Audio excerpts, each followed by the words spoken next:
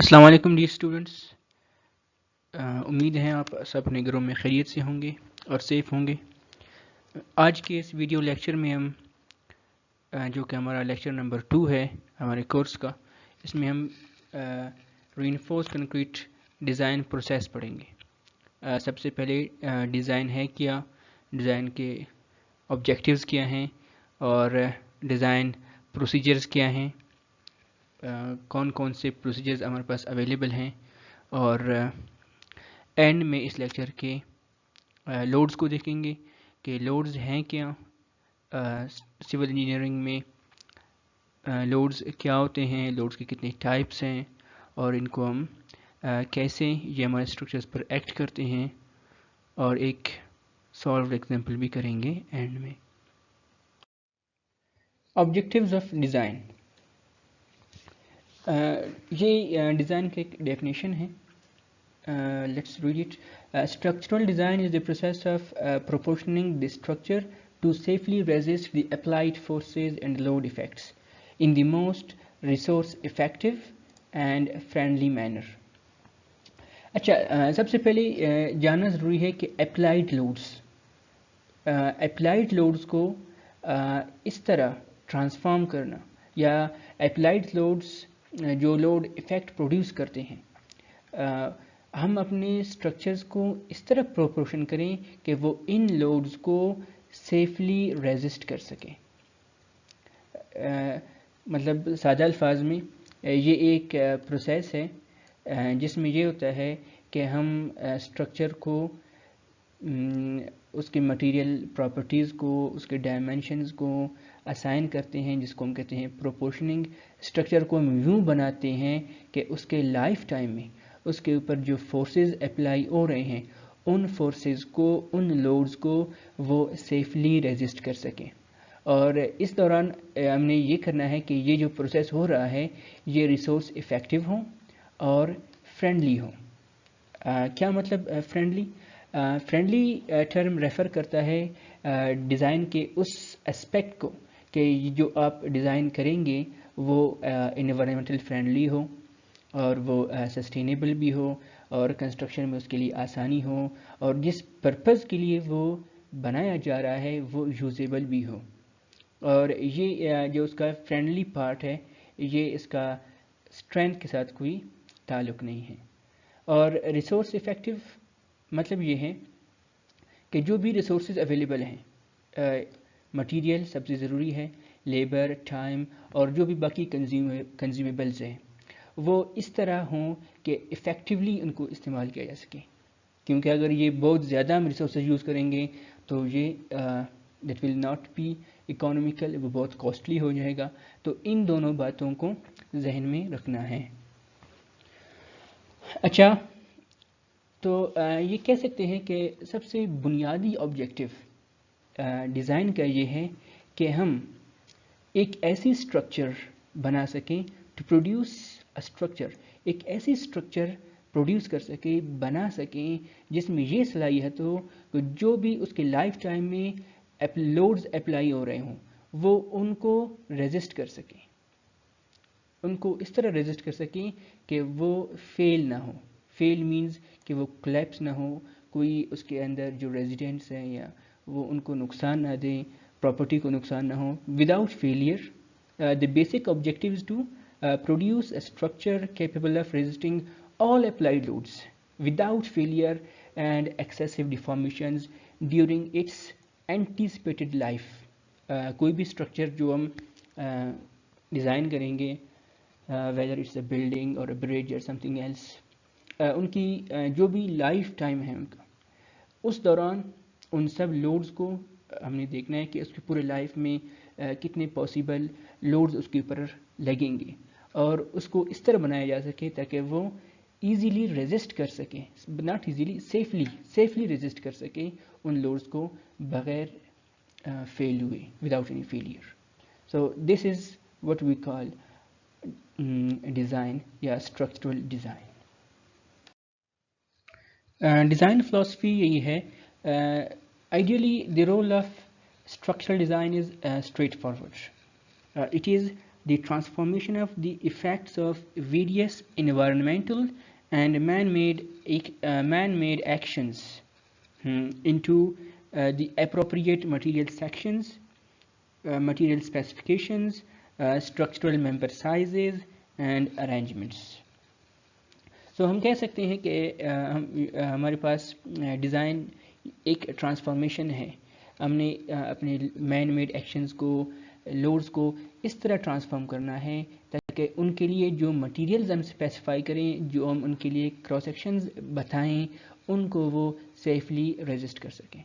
So this is overall the design philosophy. Role of structural engineer in the design process. एक structural engineer member होता है team का जो किसी भी स्ट्रक्चर को, बिल्डिंग है या ब्रिज है या कोई और स्ट्रक्चर है, उसको डिज़ाइन करने में वो टीम एक साथ काम करता है. तो बिल्डिंग के केस में आर्किटेक्ट जनरली लेआउट प्रोवाइड करता है, वो प्लान्स प्रोवाइड करता है, और उसके साथ फिर मैकेनिकल इंजीनियर्स वो उसके वेंटिलेशन और कूलिंग वगैरह का उनके ज़िम्मे होता है. And same goes to electrical.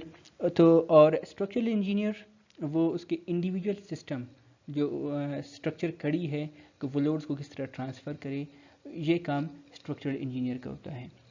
तो इस काम में स्ट्रक्चरल इंजीनियर ने 4 क्राइटेरिया सेटिस्फाई कराने हैं.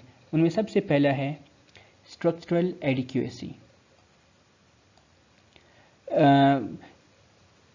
एडिक्वेसी में 2 बातों का मज़ीद ख्याल रखना है. कि वो पहली बात वही है जो हमने डिज़ाइन की डेफिनेशन में पढ़ी थी. Structure must be strong enough to support all anticipated loadings safely. जो भी लोड उसके ऊपर अप्लाई होंगे उनको वो इतनी उसमें स्ट्रेंथ हो कि वो उनको सेफली रजिस्ट कर सके.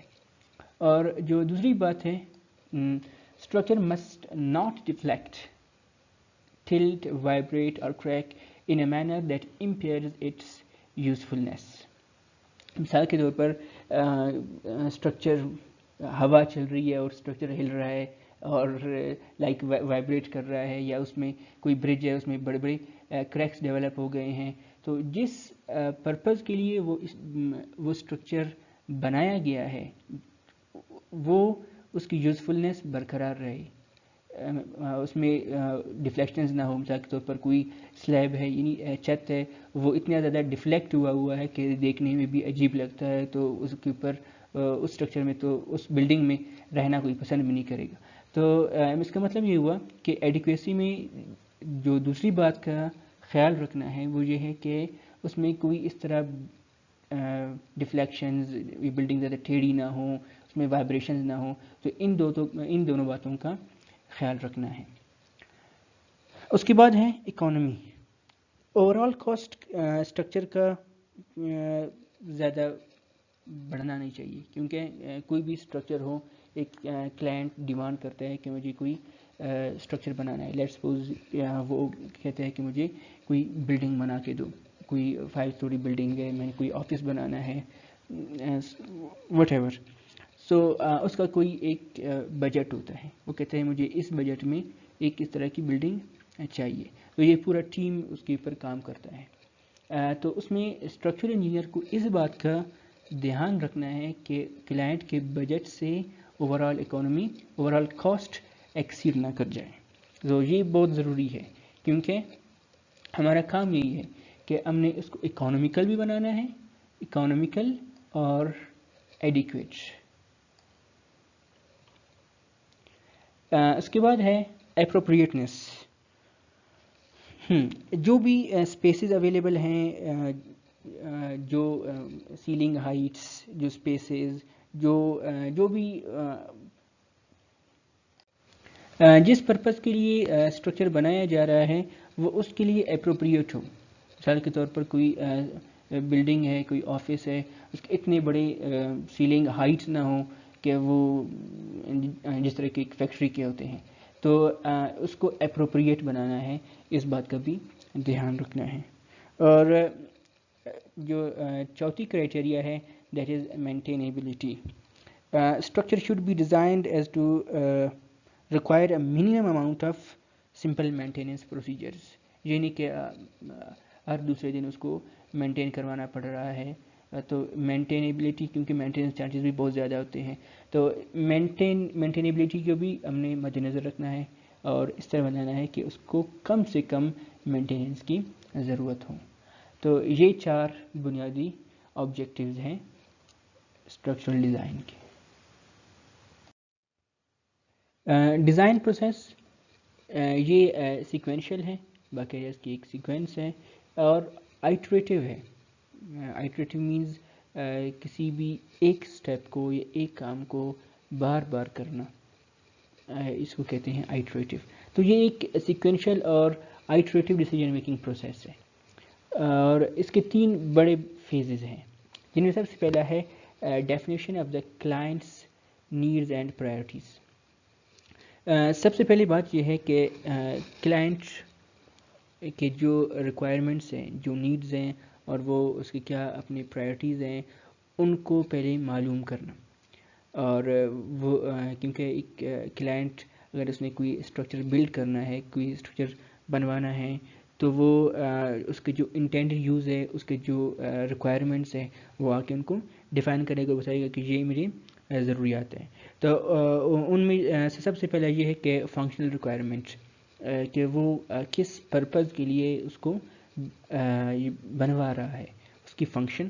اور اس کے بعد اس کی ایستھیٹکس. ایستھیٹک ریکوائرمنٹ بھی ضروری ہے، کیونکہ ایستھیٹکس یا خوبصورتی ہم کہہ سکتے ہیں اس کو سادہ الفاظ میں، کہ کوئی بھی اسٹرکچر ہو، بلڈنگ کو لے لیں تو ایک بلڈنگ وہ دکھنے میں بھی اچھا لگے. اگر وہ دکھنے میں برا ہوگا، وہ جتنی بھی اچھی بلڈنگ ہے، اگر وہ دکھنے میں صحیح نہیں لگ رہا یا خوبصورت نہیں لگ رہا تو وہ قابل قبول نہیں ہوتا. اور اس کے بعد یہ ہے کہ جو بھی کلائنٹ کا بجٹ اویلیبل ہے، اس بجٹ کے اندر رہ کر اس کی ان ضروریات کو پوری کرنا. سو یہ ہے کلائنٹ کی نیڈ اور پرائرٹیز کو سمجھنا اور ان کو باقاعدہ صحیح طریقے سے ان کو ڈیفائن کرنا. اس کے بعد پھر ڈیولپمنٹ آف پروجیکٹ کانسیپٹ. جب ہمیں معلوم ہو گیا کہ کلائنٹ کی کیا ریکوائرمنٹس ہیں، پھر اس کے مطابق مختلف لے آؤٹس پروپوز کیا جاتا ہے. 2-3 الٹرنیٹیوز، اور ہر لے آؤٹ کے لیے، ہر جو ہمارے پاس اسٹرکچر ہے اس کے لیے اس کے اپنا کاسٹ، اس کی اکانومی بھی نکالی جاتی ہے کہ اس کی اس کنسٹرکشن میں کاسٹ کتنا آئے گا. اور اس کے ساتھ ہم یہ بھی دیکھیں گے کہ کون کون سے ہمارے پاس الٹرنیٹس اویلیبل ہیں.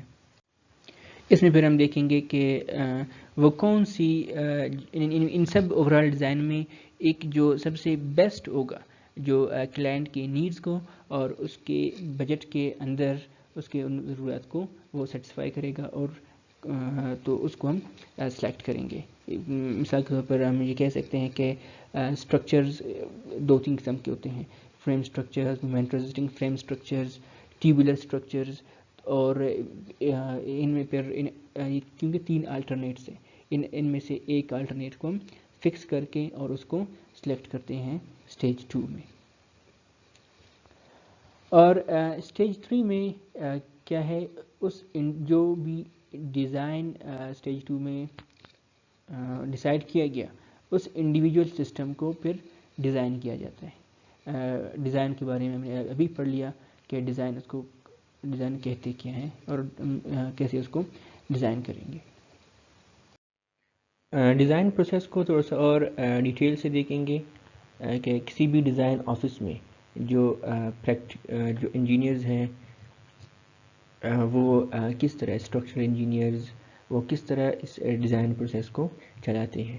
تو یہ ڈیزائن پروسیس سٹارٹ ہوتا ہے کنسیپچول ڈیزائن سے. اس میں یہ سب سے پہلے کیا ہے کہ پرائمری شیپس سلیکٹ کیے جاتے ہیں اور اسٹرکچرل سسٹمز سلیکٹ کیے جاتے ہیں. ہمارے پاس ایک سے زیادہ اسٹرکچرل سسٹمز اویلیبل ہیں. ہم نے دیکھنا ہوتا ہے کہ گریوٹی سسٹم سلیکٹ کرنا ہے، یا لیٹرل لوڈ ریزسٹنگ سسٹم، یا مومنٹ ریزسٹنگ سسٹم. تو ایک سسٹم یہاں پر ہم نے اپنے ریکوائرمنٹس کے مطابق سلیکٹ کرنا ہے اور شیپس کو بھی سلیکٹ کرنا ہے. اور یہ بہت اہم سٹیپ ہے اوور آل پروجیکٹ کے اوور آل پرفارمنس اور فائنل آؤٹ کم کو یہی افیکٹ کرتا ہے. ایک دفعہ جب اور اسی اسٹیپ میں کنسیپچول ڈیزائن میں کیا ہوتا ہے، آرکیٹیکچرل اور فنکشنل پلانز مکمل طور پر ڈیولپ کیے جاتے ہیں. ایک دفعہ جب اسٹرکچرل سسٹم ڈیفائن ہو جائے in terms of configuration of materials اور ٹائپس آف ایلیمنٹس، پھر اس کے بعد جو نیکسٹ اسٹیپ ہے وہ سسٹم کا یا جو اسٹرکچر ہے اس کی رسپانس چیک کرنا ہے in under all kinds of loadings. اس کے لیے کیا ہے، سب سے پہلے بلکہ اس کے بعد ہم اپنے نیکسٹ اسٹیپ میں انٹر ہوتے ہیں، that is modelling and analysis. اس میں سب سے پہلے کیا ہے کہ ٹرائل ممبرز اور ٹرائل سیکشنز ازیوم کیے جاتے ہیں. اس کی بھی کچھ رولز ہیں، وہ آپ کو معلوم ہوں گے کہ کس طرح ہم سیکشن کے سائزز کو سلیکٹ کرتے ہیں، اور ان ٹرائل سیکشنز کی بنیاد پر کمپیوٹر ماڈلز یا اس اسٹرکچر کا کوئی ایک آئیڈیل ماڈل تیار کیا جاتا ہے. کوئی بھی کمرشلی کو جو کمپیوٹر سافٹ ویئر اویلیبل ہیں ان کو استعمال کر کے. ماڈلنگ کے بعد پھر ہم آئیں گے انالیسس کی طرف. یہ بھی بہت ضروری ہے، بہت اہم سٹیپ ہے کہ کون سے انالیسس پروسیجرز سلیکٹ کیے جا رہے ہیں. مختلف ڈیزائن کوڈز اور اسٹینڈرڈز پریکٹسنگ انجینئرز کو گائیڈ کرتے ہیں in terms of dos and don'ts, یہ کرو اور یہ نہ کرو. تو ان سب کو مد نظر رکھتے ہوئے ایک انالیسس پروسیجر سلیکٹ کرنا ہے اور اس ماڈل کی انالیسس کرنی ہے.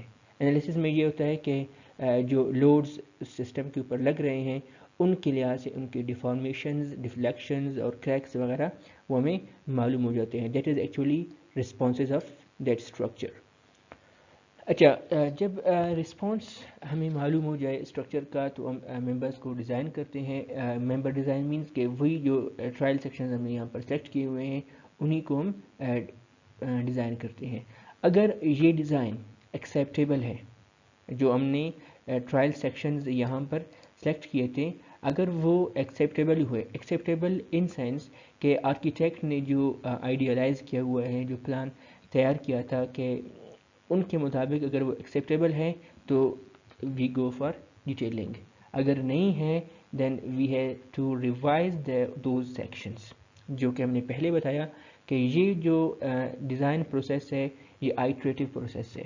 یہ اس طرح نہیں ہے کہ پہلی مرتبہ جو ممبر سائز سلیکٹ کیا گیا بس وہی عرف آخر ہوا اور اسی کو بس لے کر چلنا ہے. نہیں، ہم نے کیا کرنا ہے کہ اس کو واپس ریوائز کرنا ہے. ان رسپانسز کو دیکھیں گے کہ ان کو کس طرح ان کو بڑھانا ہے یا کم کرنا ہے، ویدر جو بھی ہے. تو یہ پروسیس کنٹینیو ہوتا ہے، یہ ایک سائیکل ہے جو یوں چلتا رہتا ہے. جب یہ ویلیوز ایکسیپٹیبل ہو then we go for detailing. اچھا، ڈیٹیلنگ ایکچولی یہ ہے کہ یہ اسٹرکچرل انجینئر کا کام ہے. وہ یہ ہے، یہ بلکہ سارا اسٹرکچرل ماڈلنگ انالیسس یہ سارا اسٹرکچرل انجینئر ہی کرتا ہے. اور جو سب سے اس کا اہم کام ہے وہ ہے ڈیٹیلنگ. اس میں یہ ہے کہ جو ری انفورسمنٹ بارز استعمال ہوں گے سسٹم میں، اسٹرکچر میں، ان کی سائز، ان کی لوکیشنز، ان کے اسٹرینتھس، ان کی گریڈنگز اور ان کے درمیان میں اسپیسنگ، ان سب کو ڈیٹیل میں ان کو ایکسپلین کرنا اور ان کو مینشن کرنا، اسی کو کہتے ہیں ڈیٹیلنگ. ایک دفعہ جب ڈیٹیلنگ ہو جائے پھر کیا ہوتا ہے، وہ ڈرائنگز اور کمپلیٹ پلانز تیار کیے جاتے ہیں. ان کو پھر فارورڈ کیا جاتا ہے سائٹ انجینئرز کو تاکہ سائٹ میں ان کو امپلیمنٹ کیا جا سکے. تو یہ ایک اوور آل پروسیس ہے، اوور آل ایک اس کا امیج ہے. Limit status. اسٹرکچرز یا کوئی بھی اسٹرکچر ایلیمنٹ ہے اس کو ہم اسی لیے بناتے ہیں، اسی لیے کنسٹرکٹ کرتے ہیں، ان کی کوئی ایک یوزیج ہوتی ہے، فیوچر یوزیج ہوتی ہے. اگر وہ اس قابل نہ رہے کہ وہ اس فیوچر میں وہ استعمال نہ ہو سکے تو ہم کہتے ہیں کہ یہ اسٹرکچر اپنی لمٹ اسٹیٹ کو اچیو کر گئے. We can say when a structure or a structural element becomes unfit for its intended use, then it is said to have achieved a limit state. Limit states किसी भी reinforced concrete structures के लिए तीन groups में उनको divide किया गया है, जिनमें सबसे पहला है अल्टीमेट लिमिट स्टेट, और उसके बाद है serviceability limit state, and the third one is special limit states. Ultimate limit states, ultimate limit states structural collapse को कहते हैं. मिसाल के तौर पर किसी भी वजह से स्ट्रक्चर का एक पार्ट या पूरा स्ट्रक्चर वो डिस्ट्रॉय हो जाए, वो कोलैप्स कर जाए, तो हम कहते हैं कि ये अपने अल्टीमेट लिमिट स्टेट को अचीव कर गया. और इस बात का ख्याल रखना है कि स्ट्रक्चर के जो एंटिसिपेटेड लाइफ है उसमें इस लिमिट स्टेट के, अल्टीमेट लिमिट स्टेट के अचीव होने के चांसेस, उसके प्रोबेबिलिटी ऑफ अकरेंस बहुत कम होनी चाहिए. वो इसलिए क्योंकि इसकी वजह से फिर इंसानी जान का भी ज़िया होता है और प्रॉपर्टी का भी ज़िया होता है. अभी मिसाल के तौर पर कोई एक स्ट्रक्चर है, वो अर्थक्वेक आती है और वो गिर जाता है, क्योंकि अर्थक्वेक उस स्ट्रक्चर के ऊपर लेटरल फोर्स अप्लाई कर रहा है, लेटरल लोड्स अप्लाई हो रहे हैं, जिसे साइज़मिक लोड्स कहते हैं.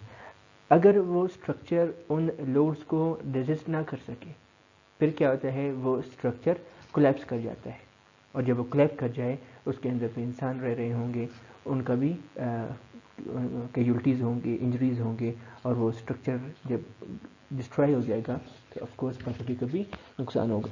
तो किसी भी सिर्फ अर्थक्वेक नहीं, तमाम जो उसके ऑल काइंड ऑफ लोडिंग्स उनको वो जो अप्लाई हो रहे हैं स्ट्रक्चर पर अप्लाई होंगे, उसके लाइफ टाइम में हमने इस बात का ख्याल रखना है कि वो कभी हमारे सिस्टम को या हमारे स्ट्रक्चर को मुकम्मल तौर पर कोलैप्स ना करें.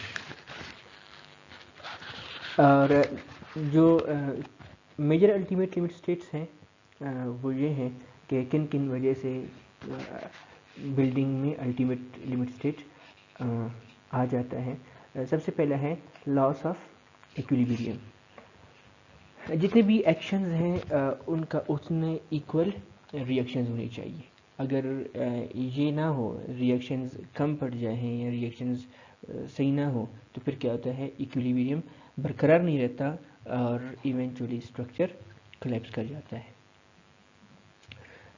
और इसके बाद है दूसरा है rupture. Rupture of critical parts of the structure.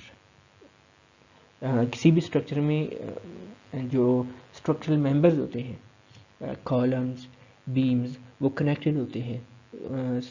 Slab is connected with column. जिस पॉइंट पर ये कनेक्ट है, अगर किसी भी वजह से उनकी वो कनेक्शन लूज़ हो जाए, वो क्रिटिकल पार्ट्स में उनमें रप्चर आ जाए, तो क्या होगा, इवेंचुअली वो बिल्डिंग कोलैप्स कर जाएगा और वो अल्टीमेट लिमिट स्टेट को पहुंच जाएगा. तो हमने इस बात का भी ध्यान रखना है कि जो जॉइंट्स हैं, जो क्रिटिकल पार्ट्स हैं, उनमें रप्चर नहीं आए. और तीसरा है प्रोग्रेसिव कोलैप्स.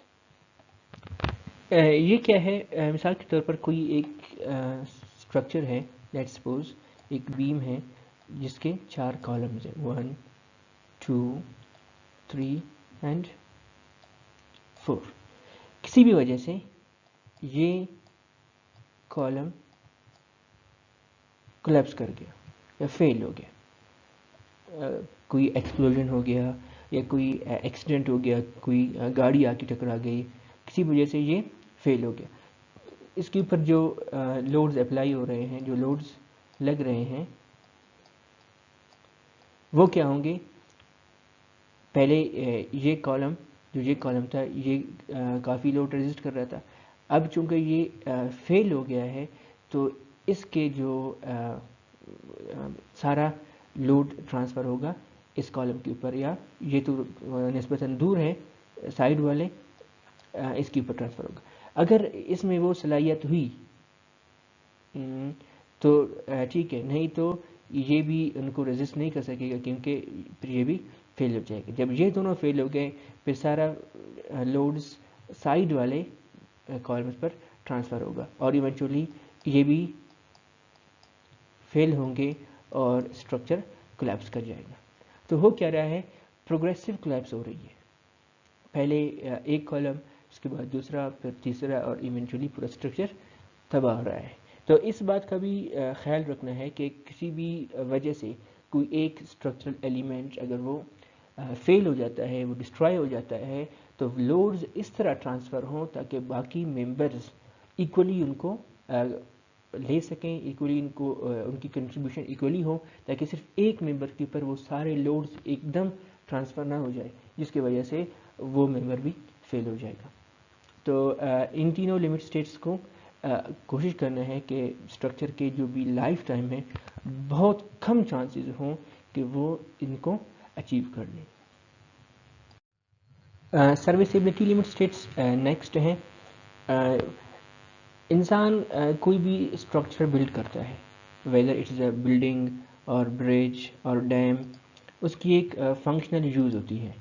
اگر اس کی وہ فنکشنل یوز ڈسٹرب ہو جائے، مطلب اسٹرکچر کی جو انہیرنٹ یوز ہے وہ نہ رہے، مطلب یہ ہے کہ وہ اسٹرکچر کولیپس نہ کر جائے، تباہ نہ ہو، اسٹرکچر اپنی جگہ پر موجود ہے، لیکن اس کی وہ یوزیج ڈسٹرب ہوئی ہے، تو پھر ہم کہتے ہیں کہ اٹ از ناٹ سروسیبل، اور یا دوسرے الفاظ میں it has achieved serviceability limit status.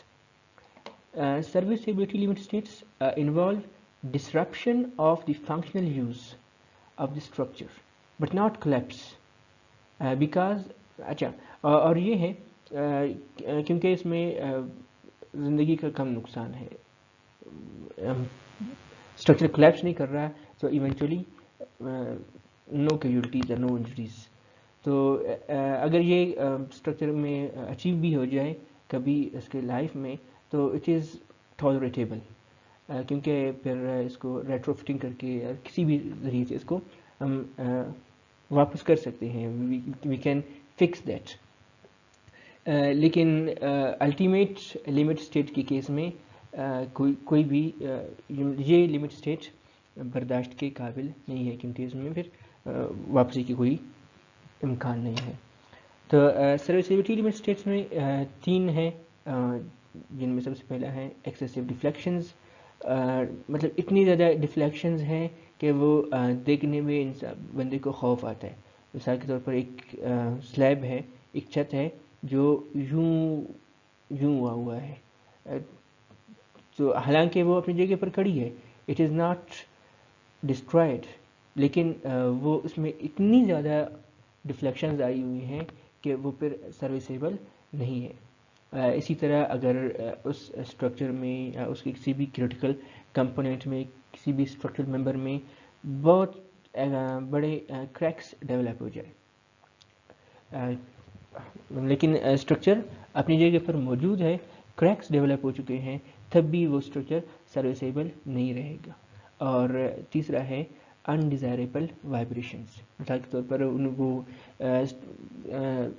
3-4 story کا بلڈنگ ہے کہ آپ ایک اسٹوری کے اوپر چل رہے ہیں تو نیچے یا اوپر ایسے عجیب قسم کے وائبریشنز آ رہے ہیں، اسٹرکچر موو کر رہے ہیں آگے پیچھے، یا ہوا چلتی ہے تو اسٹرکچر میں وائبریشنز ہو رہی ہیں، یا کوئی مشینری ہے وہ جب چلتی ہے تو اس کی وجہ سے اسٹرکچر میں بہت عجیب قسم کے انڈیزائریبل وائبریشنز آ رہے ہیں. تو اس وقت بھی وہ اسٹرکچر سروسیبل نہیں رہتا. تو یہ ہے serviceability limit states. Special limit states, یہ لمٹ اسٹیٹس کی وہ کلاس ہے جو ایب نارمل کنڈیشنز کی وجہ سے اس کا سامنا کرنا پڑتا ہے. ایب نارمل لوڈنگز، ایب نارمل کنڈیشنز، ان میں کیا کیا ہے؟ مثال کے طور پر کوئی میگا ارتھ کوئک ہے یا کوئی بہت انٹینسو ارتھ کوئک آیا ہے جس کی وجہ سے اسٹرکچر میں ڈیمیج ہوئی ہیں، یا اسٹرکچر کلیپس کر گیا ہے، یا کوئی ایکسپلوژنز وغیرہ ہوئی ہیں، کوئی ایکسیڈنٹ ہوا ہے، یا اسٹرکچر بہت زیادہ ڈیٹیریٹ ہوا ہے، اس میں کریکس آ گئے، یا مطلب وہ کافی خستہ ہو گیا ہے. تو یہ سارے وہ لمٹ اسٹیٹس ہیں جن کو ہم کہتے ہیں اسپیشل. ان کو بھی مد نظر رکھنا ہے ڈیزائننگ کے دوران کہ اگر کوئی ایسی ایب نارمل کنڈیشن آ جاتا ہے تب بھی ہمارا اسٹرکچر سیف ہو. سیف اس لحاظ سے کہ اس کے اندر جو انسان رہ رہے ہیں، کیونکہ انسانی جان بہت قیمتی ہے، تو اس کی حفاظت وہ ضروری ہے. کیونکہ انسان اگر وہ اپنی ضرورت پورا کرنے کے لیے وہ اسٹرکچر بلڈ کرتا ہے، اگر وہ اسٹرکچر اس کے بجائے ضرورت کے اس کو نقصان دے، بجائے فائدہ کے اس کو نقصان دے، تو پھر ایسی اسٹرکچر کی کوئی ضرورت نہیں.